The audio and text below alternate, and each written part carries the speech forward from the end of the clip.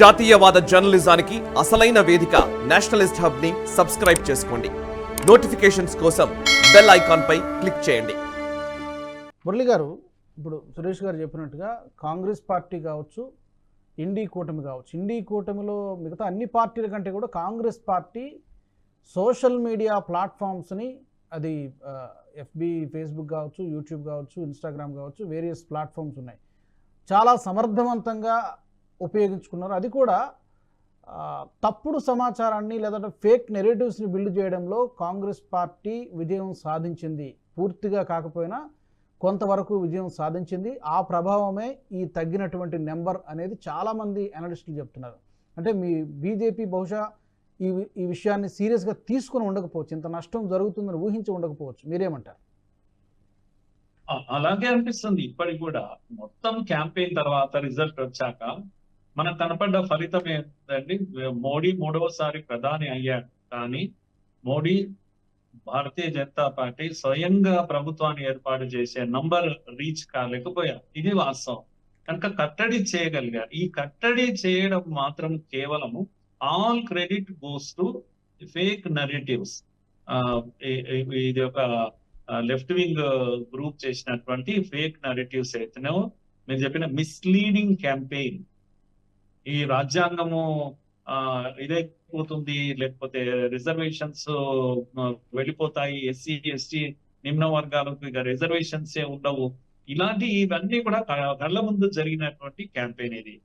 ఈ క్యాంపెయిన్ విజయవంతంగా ప్రజల దగ్గరికి వెళ్ళింది. ఒకసారి డిస్టర్బ్ అయ్యారు ఎక్కడో జనము. మోడీ కూడా క్యాంపెయిన్ స్టైల్ మార్చేశారు. నో అలా కాదు అని చెప్పి చెప్పకుండా ఏం చేశారు అంటే, తాను సాధించిన అభివృద్ధిని చెప్పడం ఆపేసి ఏం చెప్పారు మోడీ గారు అని అంటే, ఇగో ముస్లింలకు వెళ్ళిపోతాయి రిజర్వేషన్స్ వాళ్ళు గెలిస్తే, మీరు గెలిస్తే బీసీ ఎస్సీ ఎస్టీలకు పోతాయని వీళ్ళు చెప్పడము, మోడీ గారు వెంటనే ఓ రకంగా అగ్రెసివ్ క్యాంపెయిన్ లోకి వెళ్ళిపోయారు. మొత్తం క్యాంపెయినే తప్పుదారి పట్టింది. ఏదైతే డెవలప్మెంట్ చేశారో మోడీజీ, దాన్ని ప్రజెంట్ చేసుకోలేకపోయారు. ఎందుకంటే ఈ ఫేక్ నెరేటివ్ ను కంట్రోల్ చేయడానికి ఆయనకు తప్పలేదు. ఆ విధంగా కట్టడి చేయగలిగింది ఈ క్యాంపెయిన్ అని నేను అంటాను. ఈ ఫేక్ నెరేటివ్స్ లో ఏదైతే డీప్ ఫేక్ వీడియోస్ కానీ, లేకపోతే రకరకాల ఇవన్నీ కూడా ఇవి చేసి ఏదైతే మజా వచ్చింది కాంగ్రెస్ కి ఇందులో, పైగా సోషల్ మీడియా ఇన్ఫ్లుయెన్సర్స్ ను, మీరు చెప్పిన ఇంతకుముందు ధ్రువ్ రాటే కానీ, ఇటువంటి రకరకాల సోషల్ మీడియా ఇన్ఫ్లుయెన్సర్స్ ను బాగా ఉపయోగించి, ఒక మాటలో చెప్పాలంటే ఎనిమీస్ ఎవరైతే ఇన్ఫ్లుయెన్సర్స్ ఉన్నారో, నేషనలిస్ట్ ఇన్ఫ్లుయెన్సర్స్ ఉన్నారో, వాళ్ళను ఇంకొక వైపు కట్టడి చేశారు. వాళ్ళ రీచ్ ను తగ్గించగలిగారు. రిపోర్ట్ చేశారు వాళ్ళ యొక్క దీనిపైన, వాళ్ళ కంటెంట్ పైన ప్రశ్నలు వేశారు. ఒకవైపు ఇది జరిగింది.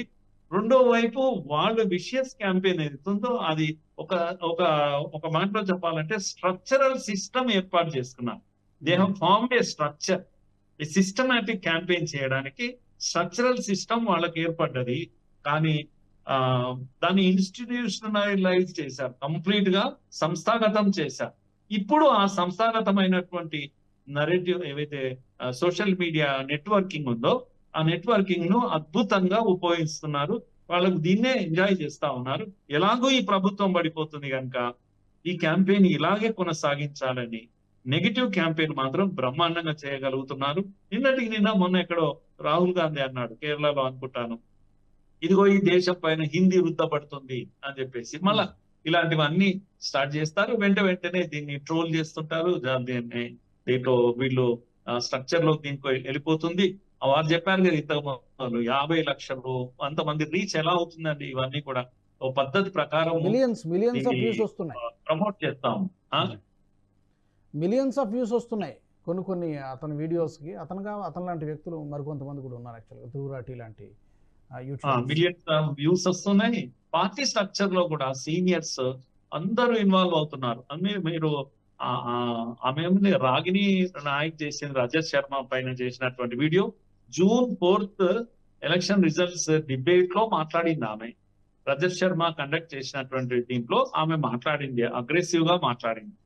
అయితే అప్పుడు రజత్ శర్మ పక్కన ఉన్న యాంకర్ తో ఎవరితోనో మాట్లాడుతున్న విషయాన్ని ఆమె తనను తూలనాడినట్టుగా ఆ వీడియోను, ఫేక్ వీడియో అది తయారు చేసి కోర్టుకు వెళ్ళింది. ఆమె కేసు వేసింది.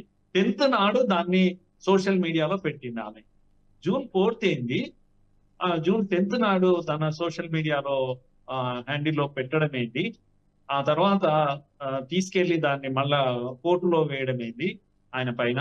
ఇలాంటివన్నీ దానికి జయరాం రమేష్ లాంటి వాళ్ళు వీళ్ళంతా సపోర్ట్ ఇవ్వడం ఏంటి. వెంటనే కోర్టు అయితే రజత్ శర్మ చాలా బలమైన వాడు, టీవీ ఒక పెద్ద టీవీ ఛానల్లో ఆయన వెంట ఉండడం వల్ల కోర్టులో ఫైట్ చేయడము, చివరకు కోర్టు కూడా ఇది తప్పుడు వీడియో, ఫేక్ వీడియోగా ప్రూవ్ అయిపోయింది ఆమెది. వెంటనే ఇప్పుడు కోర్టు ఏం చెప్తుంది, వీళ్ళందరి పైన చర్యలు తీసుకోవడానికి సిద్ధమవుతుంది. 100 కోట్ల పరువు నష్టం దావా వేశారు, ఆయనకు చేతనైంది. దీని వెనకాల ఎవరున్నారు చెప్పండి? ఎక్కడుంది బీజేపీ ప్రభుత్వం ఉందా?